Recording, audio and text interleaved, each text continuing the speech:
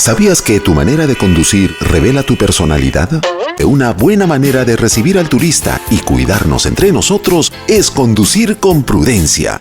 Respeta los límites de velocidad y las señales de tránsito. Los